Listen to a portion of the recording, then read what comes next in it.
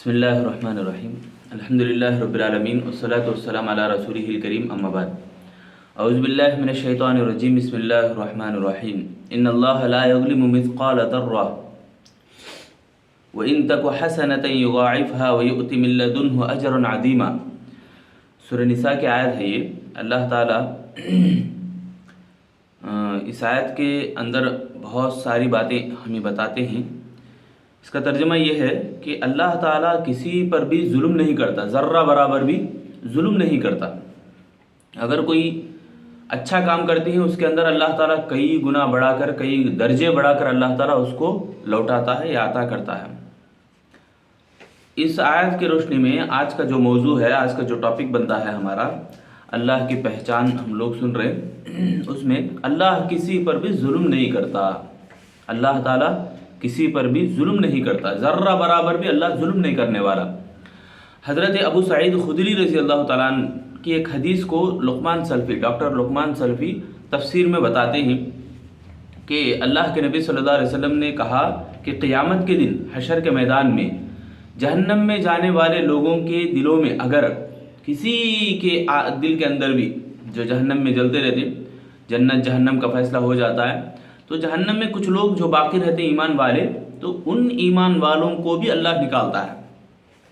ذرہ برابر بھی، رائی کے دانے کے برابر بھی ایمان اگر ان کے دلوں میں ہے تو اللہ ان کو باہر نکالتا ہے۔ تو اس سے جو بات معلوم ہوتی ہے، ابو سعید خدری رضی اللہ تعالیٰ عنہ اسی آیت کا حوالہ دے کے بتاتے ہیں۔ آپ کو یقین نہ ہو تو یہ آیت پڑھو۔ کون سی آیت؟ یہی سورہ نساء کی آیت، ان اللہ لا یظلم مثقال ذرہ۔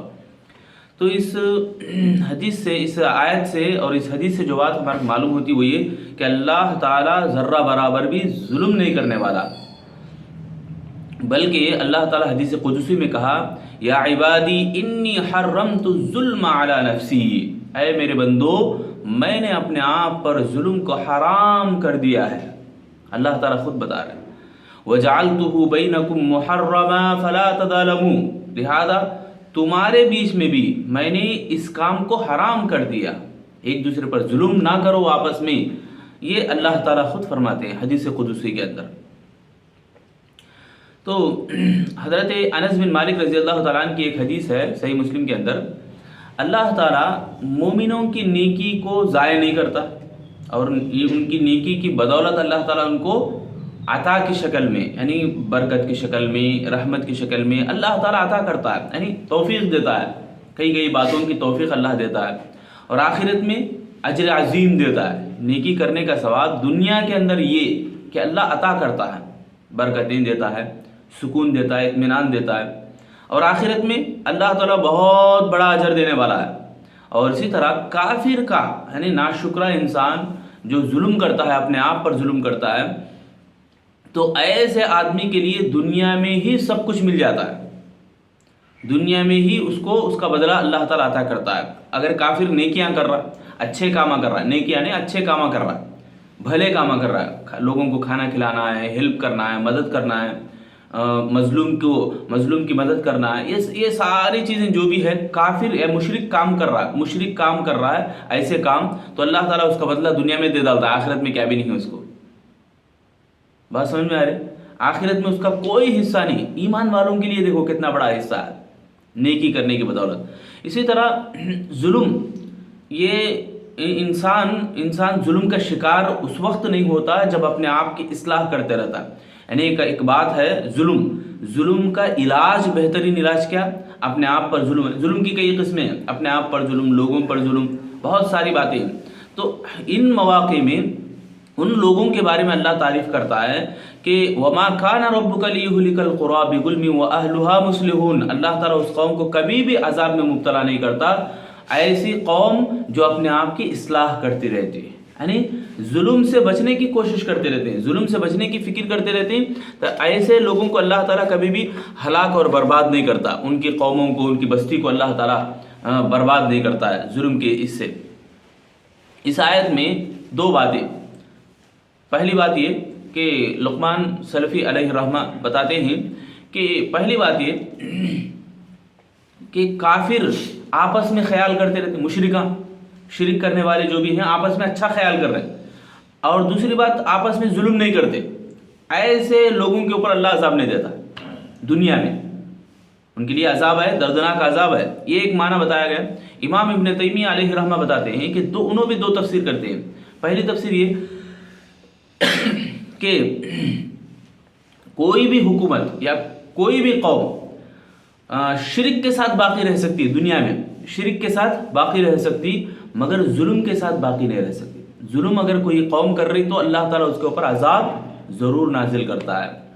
اور ایک تفسیر بتاتے ہوئے کہتے ہیں ایک صحیح حدیث کے ذریعے سے امام ابن تیمیہ فرماتے ہیں کہ اللہ کے نبی صلی اللہ علیہ وسلم نے کہا کہ کوئی قوم کسی برائی کو دیکھ کر خاموش رہے، چپ رہے اور بھلائی کا حکم نہ دے، اس قوم کو اللہ تعالیٰ کی پکڑ آ جائے گی، اس قوم کے اوپر اللہ کی پکڑ آ جائے گی، اللہ اس قوم کو عذاب میں مبتلا کرے گا. یہ دونوں تفسیر امام ابن تیمیہ بتاتے ہیں. تو اس سے جو بات معلوم ہوتی ہوئی ہے کہ ظلم اگر ہو رہا ہے تو اللہ تعالیٰ دنیا میں بھی نہیں بخشنے والا، اللہ تعالیٰ دنیا میں بھی اس کی سزا اللہ دے دیتا ہے. ظلم کو اللہ تعالیٰ پسند ہی نہیں کرتا، یہ معنی بتا رہا ہوں میں. اللہ کیسے ظلم کرے گا؟ اللہ اکبر، بہت بڑی بات ہے یہ. اسی طرح ایک اللہ تعالیٰ ایک مقام پر فرماتے ہیں کہ سورہ توبہ میں آیت نمبر 70 میں أَلَمْ يَأْتِهِمْ نَبَأُ الَّذِينَ مِنْ قَبْلِهِمْ قَوْمِ نُوحٍ وَعَادٍ وَثَمُودَ وَقَوْمِ إِبْرَاهِيمَ وَالْمُؤْتَفِكَاتِ وَأَصْحَابُ مَدْيَنَ وَالْمُؤْتَفِكَاتِ أَتَتْهُمْ رُسُلُهُم بِالْبَيِّنَاتِ فَمَا كَانَ اللَّهُ لِيَظْلِمَهُمْ وَلَكِنْ كَانُوا أَنفُسَهُمْ يَظْلِمُونَ. اس آیت میں 6 قوموں کا ذکر اللہ کیا. قوم نوح کا، کیسے وہ عذاب میں مبتلا ہوئے، طوفان آیا، پانی. اور قوم عاد، ایک چیخ، زور، چنگاڑ، جس کی وجہ سے اللہ تعالیٰ تمام قوم کو ہلاک اور برباد کرا. قوم سمود، ان کے اوپر زلزلہ آیا، کئی دن، 7 دن 8 راتیں اس طرح سے زلزلہ اللہ تعالیٰ نے دیا. قوم ابراہیم علیہ السلام کے بادشاہ نمرود کی ناک میں مچھر گیا اور ناک کے ذریعے سے دماغ کو چڑھا اور وہ آدمی ہلاک اور برباد ہو گیا. نمرود بادشاہ قوم ابراہیم کے بادشاہ کو. اور اسی طرح اصحاب مدین، یہ لوگ کیا کرتے تھے کہ ناپ تول میں کمی کرتے تھے، ظلم کرتے تھے. قوم شعیب علیہ السلام کی قوم ظلم کرتے تھے تو اللہ تعالیٰ ان کے اوپر آگ کی بارش نازل کرا، ان کے اوپر آگ بھیج دیا اللہ تعالیٰ، اور زلزلہ، 2 عذابات اللہ تعالیٰ ان کے اوپر نازل کیا. اور اسی طرح 6 قوم کا ذکر قوم لوط علیہ السلام کی قوم، ان کے اوپر اللہ تعالیٰ ان کو بستیوں کو الٹ دیا، اوپر لے جا کر پٹک دیا اللہ تعالیٰ. اور اسی طرح پتھروں کی بارش نازل کرا اللہ تعالیٰ، 2 عذابات. یہ ساری باتیں کیوں ہو رہی؟ آگے اللہ فرما رہا أَتَتْهُمْ رُسُلُهُمْ بِالْبَيِّنَاتِ، ان کے پاس رسول آئے تھے کھلی نشانیاں لے کر، مگر وہ کیا کرے؟ فَمَا كَانَ اللَّهُ لِيَظْلِمَهُمْ وَلَكِنْ كَانُوا أَنفُسَهُمْ يَظْلِمُونَ. وہ ناشکری کرنے لگے، نافرمانی کرنے لگے، اپنے آپ پر ظلم کرنے لگے اور طرح سے مذاق اڑانے لگے نبیوں کا.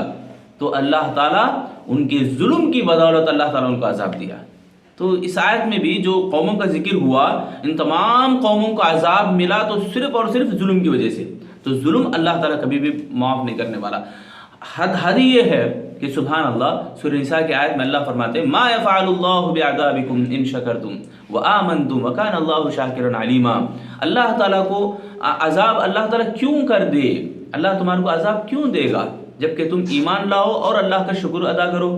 تو اس سے جو بات ہمارے کو لینی ہے وہ یہ کہ اللہ تعالیٰ کی جو نعمتیں ہیں اس کی ہمیں قدر کرنا ہے، اس کی قدر کرتے رہیں تو اللہ تعالیٰ کبھی بھی ظلم نہیں کرنے والا. آخری بات یہ کہ آخری آیت اللہ تعالیٰ سورہ انفال میں فرماتے ہیں ذَلِكَ بِأَنَّ اللَّهَ لَمْ يَكُنْ مُغَيِّرًا نِعْمَةً أَنْعَمَهَا عَلَى قَوْمٍ حَتَّى يُغَيِّرُوا مَا بِأَنفُسِهِمْ وَأَنَّ اللَّهَ سَمِيعٌ عَلِيمٌ. یعنی اللہ تعالیٰ کسی قوم کے اوپر عذاب نازل نہیں کرتا یا کسی قوم کو اس وقت تک نہیں بدلاتا جب تک کہ ان کے پاس جو نعمتیں ہیں وہ ان نعمتوں کی قدردانی نہ کرے. یعنی قدردانی اگر وہ کرتے ہیں تو اللہ تعالیٰ ان کے اوپر عذاب نازل کرتا ہے. جب کسی کے پاس نعمت ہے، نعمت کی ناقدری ہو رہی تو اللہ تعالیٰ اس نعمت کو اسی وقت تک رکھتا ہے جب تک کہ آدمی اس کی قدر کرتا ہے. جب نعمت کی قدر نہیں ہے تو اللہ تعالیٰ اس نعمت کو چھین لیتا ہے، عذاب کو مسلط کر دیتا ہے. یہ بات ہے. تو ایک اور جگہ اللہ نے فرمایا لا یغیروا ما بانفسہم، یعنی کسی قوم کو اللہ نہیں بدلاتا جب تک وہ خود اپنے آپ نہ بدل جائے. شاعر کے ایک ان الفاظ میں خدا نے آج تک اس قوم کی حالت نہیں بدلی، خدا نے آج تک اس قوم کی حالت نہیں بدلی، نہ ہو جس کو خیال خود اپنے آپ بدلنے کا. یعنی ہمیں یہ ظلم، یعنی ہمیں شکایتیں ہمیں کرتے ہیں کہ اللہ تعالیٰ ہمارے اوپر عذاب نازل کر رہا، ہمارے سے آزما رہا اللہ تعالیٰ، یا طرح طرح کے عذابات ہمارے آس پاس ہیں، یہ ساری چیزیں ہم شکایتیں کرتے ہیں. ان عذابات کے پیچھے سبب کیا ہے وہ ہمیں ڈھونڈنا ہے. اللہ تعالیٰ ظلم کو پسند ہی نہیں کرتا، اللہ ظلم ہرگز کرنے والا نہیں ہے.